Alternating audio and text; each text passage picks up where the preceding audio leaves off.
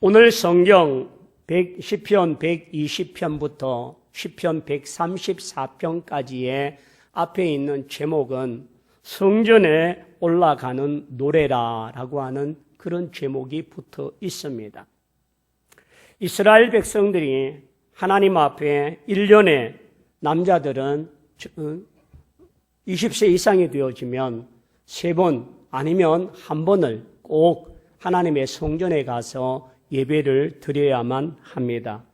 6월절과 7.7절과 장막절에 그 절기를 지키기 위하여 성전으로 올라갑니다.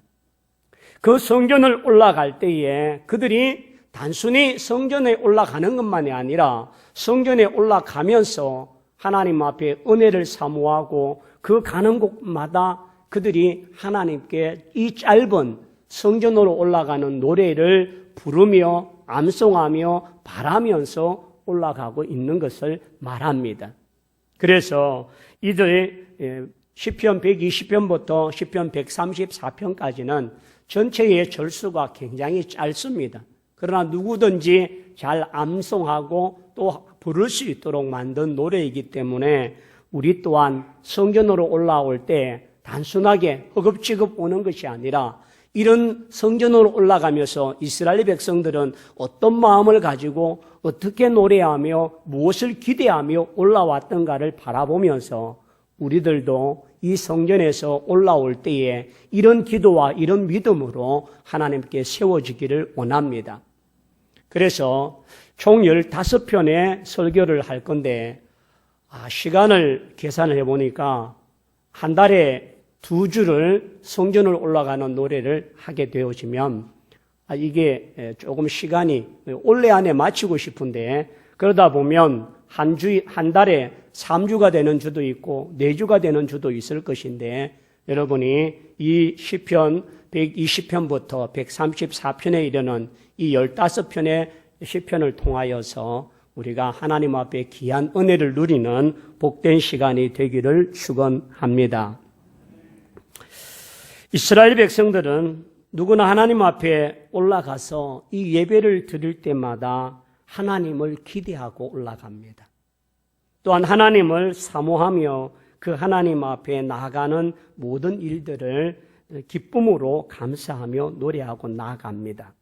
그런데요, 오늘 성경 말씀의 6절을 보면 내가 화평을 7절에 보면 나는 화평을 원할지라도 이 성전에 올라가는 이 예배자는 화평을 원하면서 이 화평이라고 하는 것은 샬롬, 그리스도 안에서 평안, 하나님이 주시는 이 평안을 원한다는 거예요.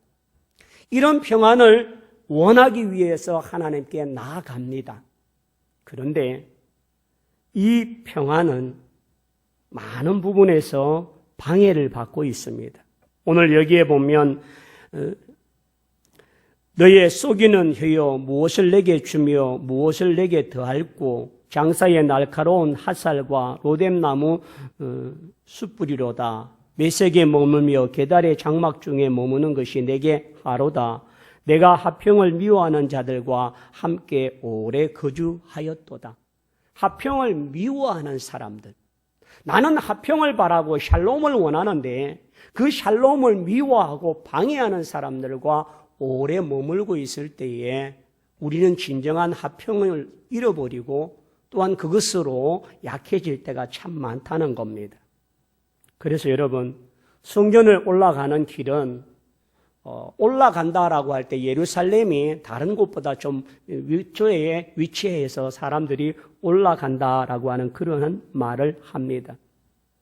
지치기도 하고 또한 강도를 만나기도 하고 어려운 강야를 걸어가기도 하고 또한 힘든 밤을 걸어가야 될 그런 많은 여정이 있음에도 불구하고 성전으로 올라갈 때에 이 예배자는 내가 올라가는 여정 전체가 하나님 평안하게 해 주옵소서.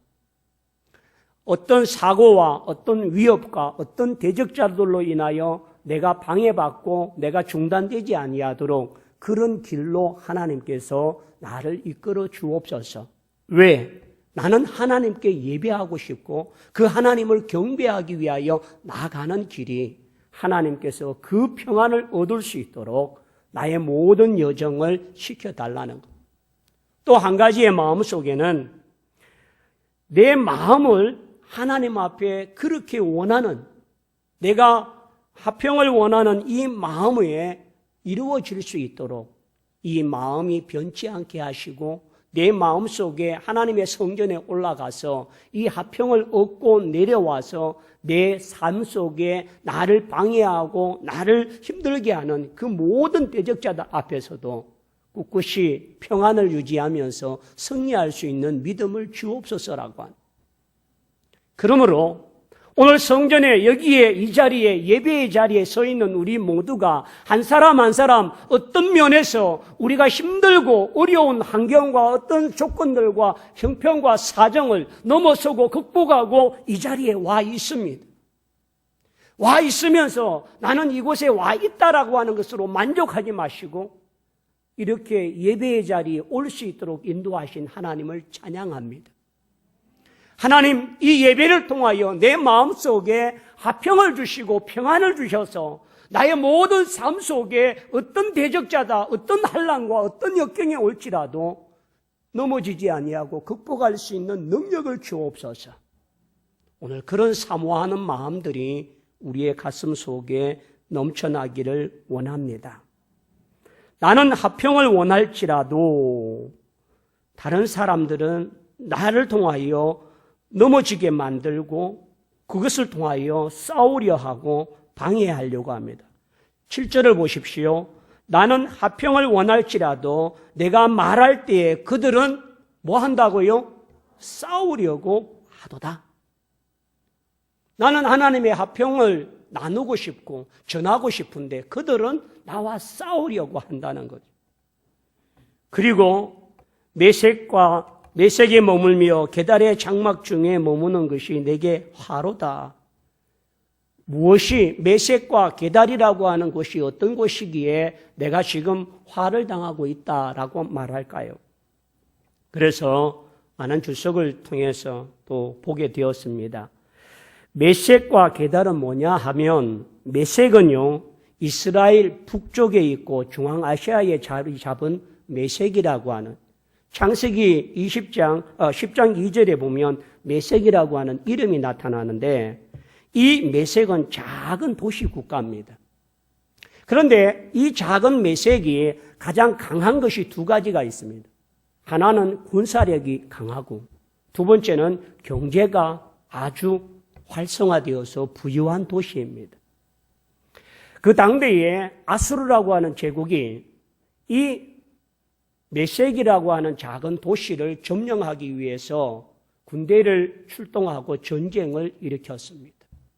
그런데 이 작은 도시의 군사력이 얼마나 강하냐 하면 결과적으로는 아수르라고 하는 나라가 이 메색과의 전쟁에서 승리를 했습니다. 그런데 출병했던 군대의 3분의 1을 전사를 하고 난 뒤에 남은 3분의 1로만 그 메색이라는 도시를 점령하고 승리를 불렀습니다. 그만큼 작은 나라이지만 군사력이 강력해서 아수르라고 하는 그 강력한 대국이 그들을 점령할 때에 3분의 2의 출병한 군사를 잃어버릴 정도의 그만한 희생과 대가를 치르고 얻었던 승리가 바로 메색이라는 작은 곳입니다. 그만큼 메색이라는 나라는 강력한 군사력을 갖고 있고 작지만 대단한 힘을 갖고 있는 나라. 두 번째는 이 메색은 경제가 활성화되어져서 아주 부유한 곳이라고 말씀을 드렸습니다. 두로라고 하는 곳이 굉장히 번성하고 또 번영하게 되었는데 두로가 번성하게 되고 구약에 있는 이 두로가 번성하고 이와 같은 크게 된 도시가 왜 번성했느냐 하면 이 두로라고 하는 이 작은 나라가 메색이라고 하는 나라와 무역을 했습니다. 근데 그 무역을 할 때에 주로 되어지는 것이 뭐냐 하면 철로 만든 무기와 철제에 되어지는 산업들이 발달되어져서 그것으로 인하여 대단한 부와 명성을 얻게 된 도시가 바로 메세기입니다. 여러분, 돈이 있고 힘이 있습니다. 그 앞에 누가 대적자가 있을까요? 그 힘으로, 그 돈으로 사람을 무시하고 사람을 짓밟고 사람을 업심여길 수 있는 그런 강력한 능력을 가진 사람이 화평을 원하는 이 성전으로 올라가는 자를 짓밟고 뭉개대고 그들을 능욕할 때에 그가 당하는 것들은 힘에는 도저히 감당할 수 없죠. 물질로도 그의 앞에 아무것도 할 수 없는 나약함과 절망을 갖게 만드는 자들입니다. 그러므로 성전을 올라갈 때에 우리의 대적자들은 단순히 무능력한 자가 아니라 힘과 능력, 이와 같은 물질과 세상적인 힘을 가지고 있는 강력한 대적자들은. 두 번째는 오늘 계달이라고 하는 말이 나옵니다. 5절 하반절에 계달의 장막 중에 머무는 것이 내게 화로다라고 말했는데, 이 계달이라고 하는 것은 어디냐면 아라비아입니다. 이스라엘의 남방에 되어 있고 메섹은 북방에 있는 곳입니다. 그런데 이 계달이라고 하는 나라는 이스마엘의 후예들입니다. 이 이스마엘의 후예들은 끊임없이 이스라엘과의 관계 속에서 불편한 관계를 유지합니다. 여러분, 하갈이 아브라함을 통하여서 얻은 아들이 이스마엘입니다.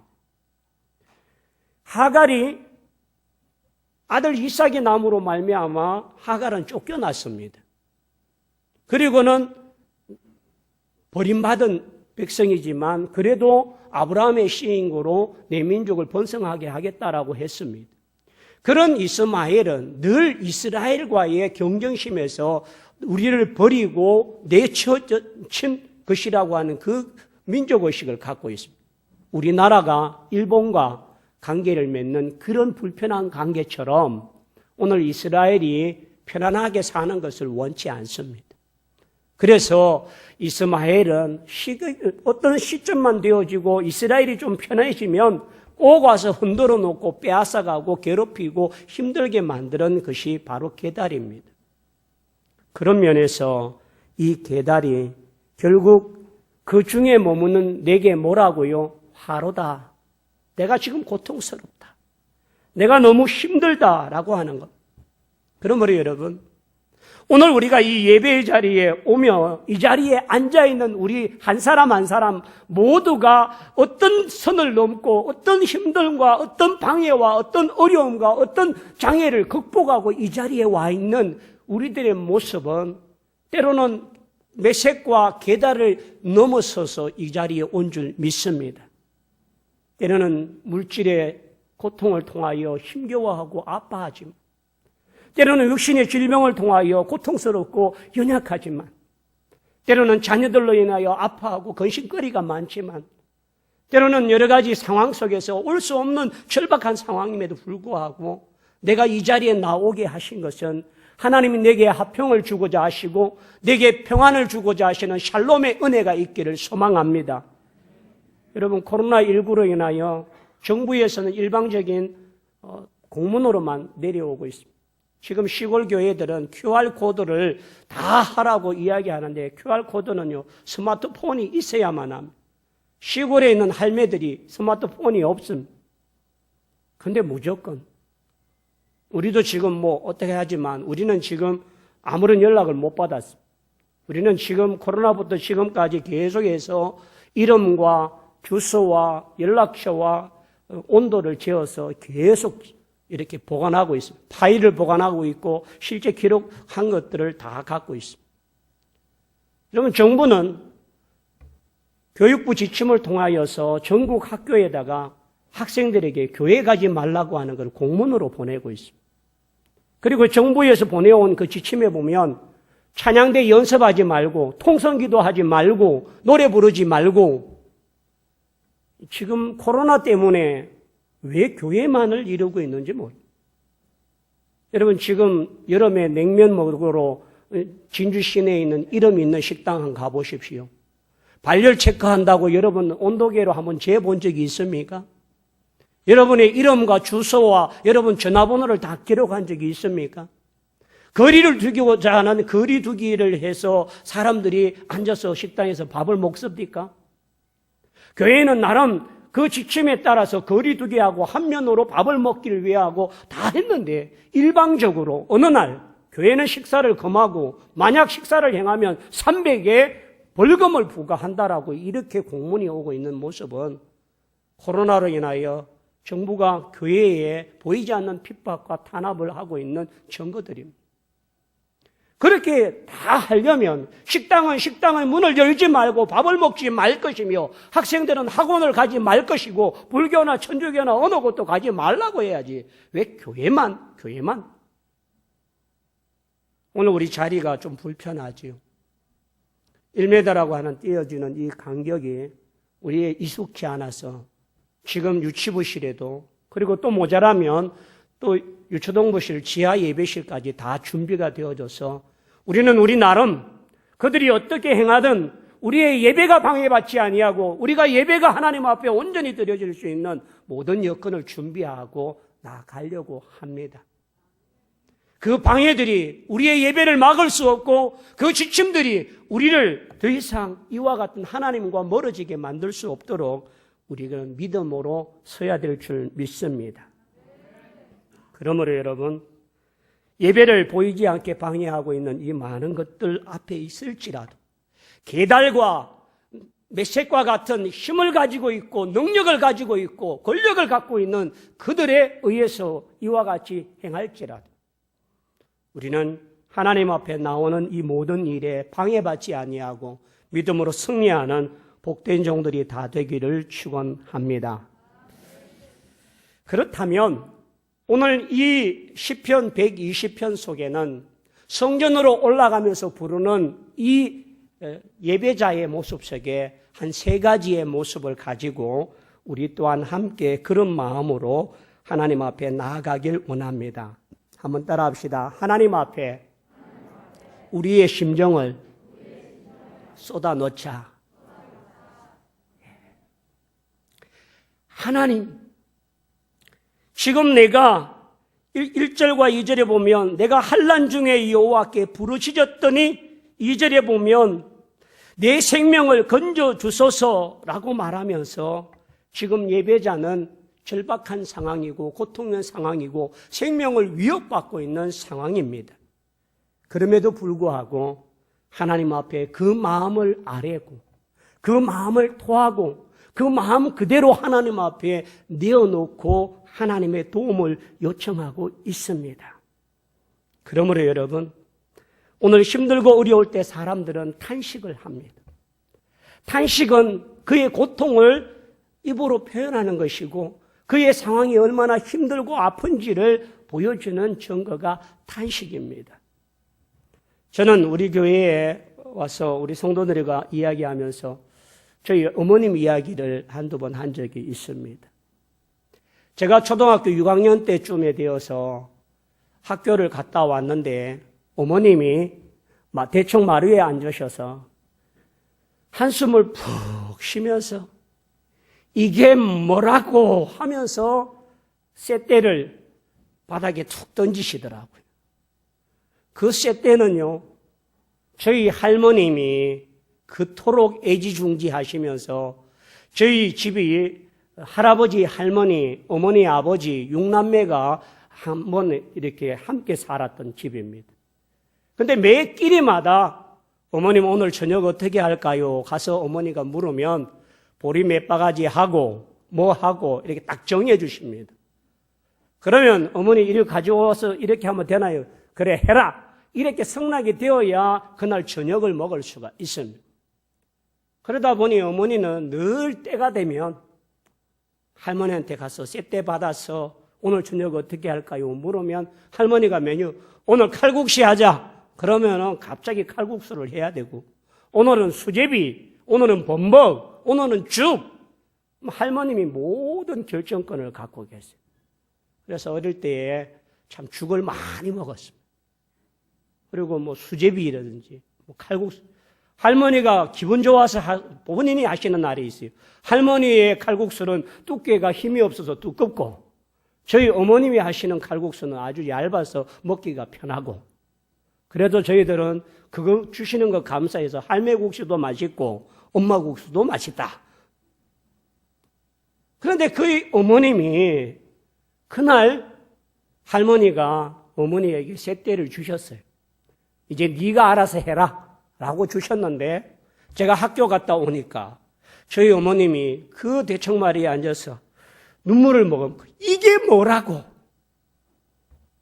그 쇳대를 저는 잊을 수가 없어요.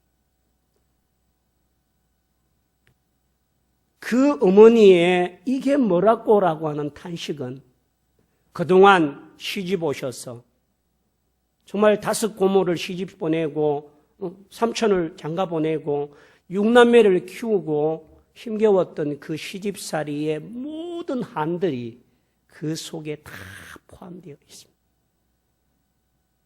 그래서 저는 쇳대 이러면 어머니의 눈물과 그런 아픔들이 기억합니다. 여러분, 오늘 우리에게 있어서 하나님 앞에 이 탄식을 하나님 앞에 드리길 원합니다. 어떤 심리학자는 이렇게 말합니다. 알스 와이즈라고 하는 심리학자가 탄식에 대해서 이렇게 말합니다. 아무 숨김 없이 하나님을 온전히 신뢰하는 마음으로 우리의 감정을 하나님 앞에 내려놓을 때에 우리의 상처를 비로소 치유되기 시작한다라고 말합니다.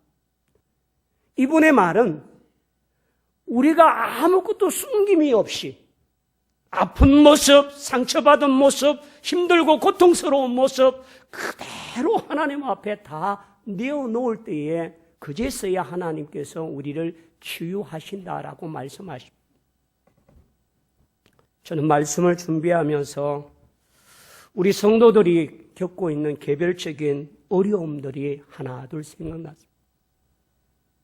아이들과 함께 살아가야 하고 힘겨운 이 세상 속에 뭘 주장하고 얻으려면 오랫동안 싸워야 되는데 그 모든 것들을 내려놓고 포기하고 오직 아이들과 신앙으로만 살겠다고 하는 그 마음을 가질 때에 그 하나님의 마음들,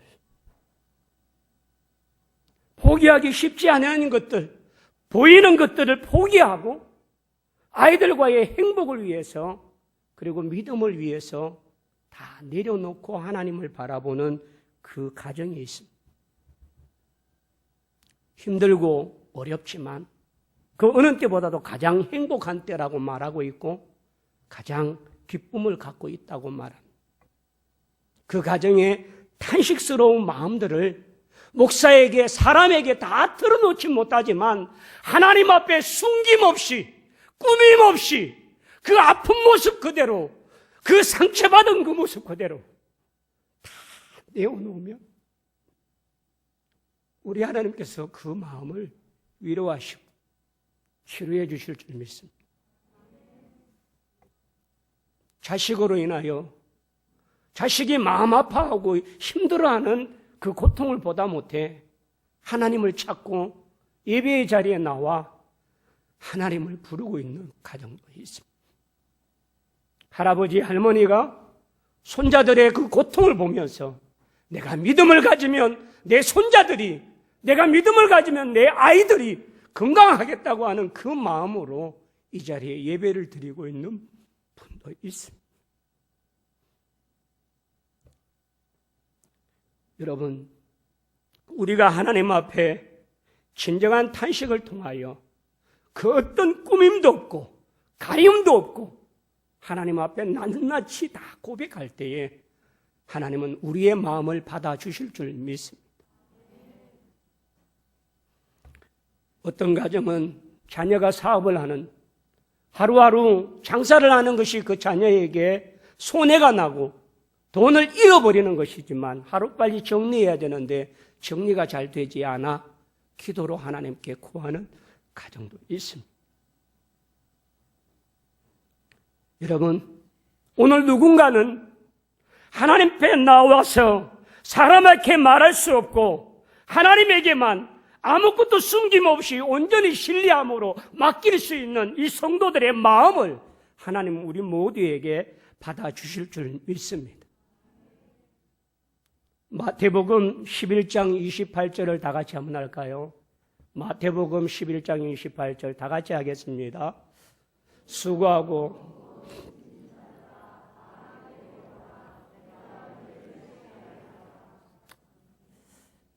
여러분, 하나님은 우리에게 우리의 수고, 우리의 무거운 짐을 들고 다 주께 오라고 말씀하십니다.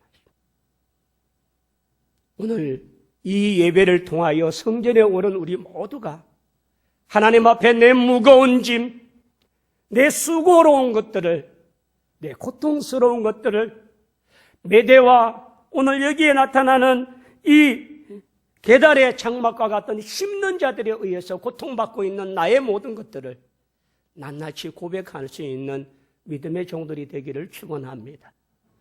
그러기 위해 찬양 하나를 하겠습니다. 찬송 377장.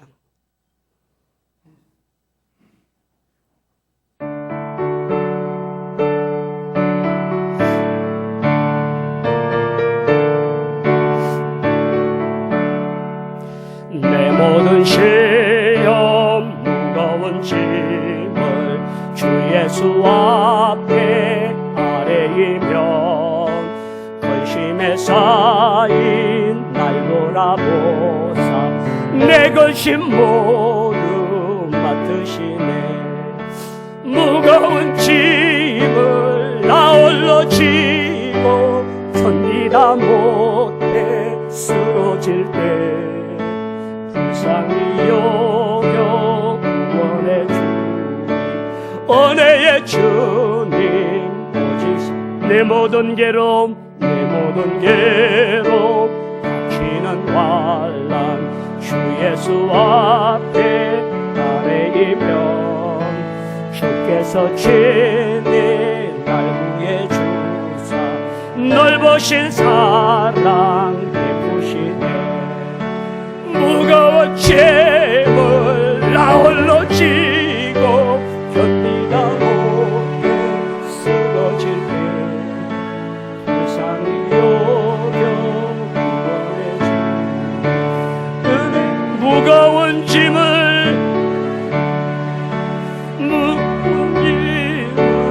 나 홀로 지고 견디다 못해 쓰러질 때 불쌍히 여겨 구원해 주네.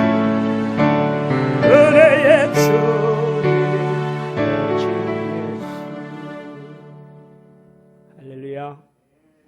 오늘 이 자리에 있는 우리 모두가 하나님 앞에 그런 우리의 탄식을 숨김없이 다 아뢰고 맡겨서 위로와 평안을 누리는 복된 종들이 되기를 축원합니다. 두 번째는 기도하라라는 겁니다. 1절과 2절에 보면 내가 환난 중에 여호와께 뭐하였더니요 부르짖었더니 내게 응답하셨도다. 2절에 여호와여 거짓된 입술과 속이는 혀에서 내 생명을 건져주소서. 하나님 앞에 부르짖을 수 있는 기도의 자리가 되길 원합니다. 하나님, 내가 이렇게 고통스럽습니다. 메섹과 게달, 속이는 자들의 고통으로 인하여, 거짓말하는 자들의 속임으로 인하여 내가 힘들고 연약하며 아파하고 신음하나니, 오늘 4절을 보시면 이런 말씀이 있습니다. 장사의 날카로운 화살과 로뎀나무 숯불이로다 라고 말하는데, 여러분, 장사의 날카로운 화살은 관역을 가정해서 뚫고 들어와서 사람을 괴롭힙니다. 여기에 로뎀나무의 숯불이라고 했는데, 이 로뎀나무는 우리나라의 가장 단단한 나무가 박달나무죠. 로뎀나무가 우리나라의 말로 하면 박달나무. 근데 이 박달나무가 불이 붙었는데 숯이 되어져서 붉은 숯으로 사람을 지질 때에 그것이 잘 부러지지도 않고 사람을 고통스럽게 만드는 것이 이 로뎀나무라고 합니다. 한마디로 말하면 장사의 수중에 화살이 날아와서 우리를 비수같이 우리의 마음을 찌르고 고통스럽게 하고, 그 깨어지지 않고 부서지지 아니하는 이 박달나무와 같은 로뎀나무의 숯불이 나를 지지고 괴롭게 할지라도 나는 거기에서 부르짖고 내 생명을 건져달라고 기도하겠다는 말입니다. 여러분의 마음을 장사의 핫살과 같이 우리의 심령을 쪼개고 또 마음을 고통스럽게 하는 상처가 있을지라도 로뎀 숯불로 찢어지고 그 괴로움을 겪고 있을지라도 메섹과 게달의 핍박과 어려움을 받을지라도 우리가 하나님께 기도하는 자만이 평안을 누리고 샬롬을 얻을 자인 줄 믿습니다. 그러므로 여러분, 기도를 중단하지 마십시오. 여러분이 기도하면서 하나님 환경을 바꿔달라면 환경은 바뀌어지지 않습니다. 만약 환경이 바뀌어달라고 기도했다면 얼마나 좋았겠습니까?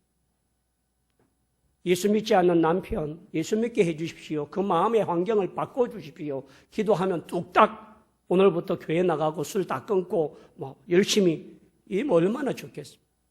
근데 하나님은요, 환경을 바꿔주지 아니하시고 내 마음을 바꿔주시는 줄 믿습니다. 여러분, 코로나가 시작되면서 또 코로나를 제거해달라고 얼마나 많이 기도했습니까? 근데 하나님은 환경은 더 어렵게 만드시고 힘듭니다. 그러나 그 환경을 극복할 수 있는 내 믿음과 내 마음을 바꿔주시는 것이 하나님인 줄 믿습니다.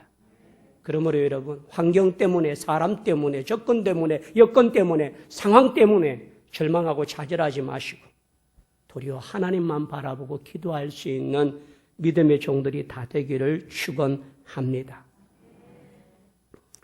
그래서 우리 성도들의 그 아픈 탄식에만 그치지 아니하고 하나님께 기도가 되길 원합니다.